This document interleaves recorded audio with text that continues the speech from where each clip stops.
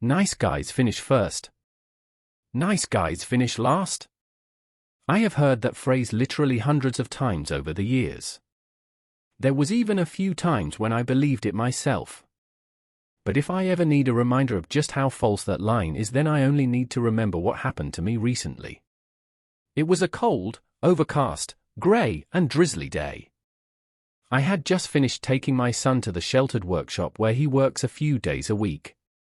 Road work, however, had delayed me both ways, and now I was running 20 minutes late. I still had a full day's worth of work to do and was feeling a little stressed. I had to pick up a few things first at the local store before heading home. As I was checking out, a couple asked me if I could give them a ride going back the way I'd already came. My stressed brain wanted to say no, but thankfully the better angels of my heart said yes. They climbed in my car and I headed back down the road. During the trip, we talked and laughed, and after I dropped them off, they thanked me for what I had done. As I turned the car around and headed back home, I felt a warmth in my heart and a peace in my soul. I glanced in the rear-view mirror and saw I was smiling without knowing it.